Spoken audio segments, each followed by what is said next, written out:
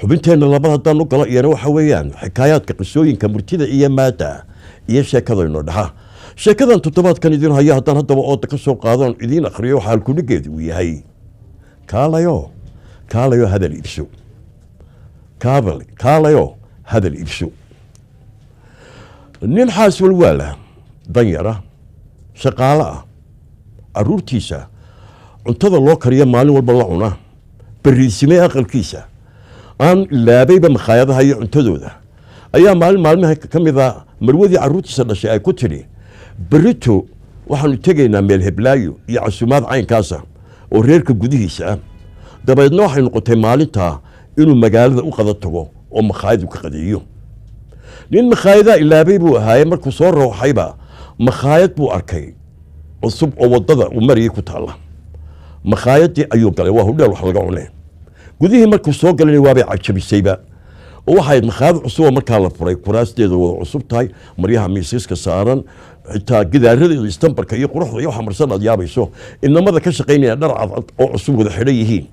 markuu fadhiistay muu hubsanba makhaayadda ciidamo ma fadhido keligii baa fadhiistay markuu soo fadhiista aynan ku soo orday oo ay soo dul taagin markaasuu yidhi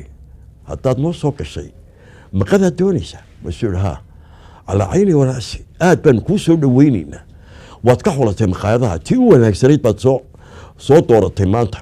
annana waxaanu kaa ballan qaadaynaa inaanu si fiican kuugu adeegno kuugu shaqayno cuntadaa doonaysa ku siino weliba adoo raalliya aad daga tagto waxaana ku leeyahay magacaawala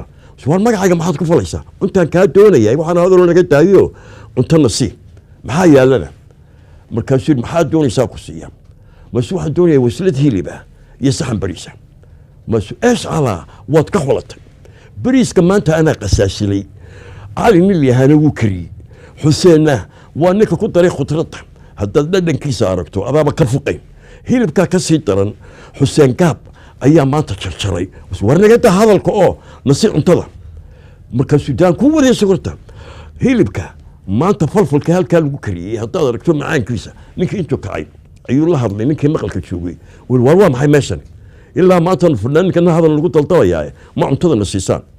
ilinkii maqalka fadhiyaa qosloo yidhi miyaad boodhka soo akhrisan hudheelka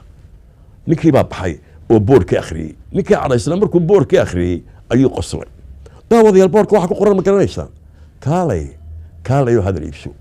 xikaayaadka qisooyinka murtida iyo maada iyo sheekada inoo dhaxa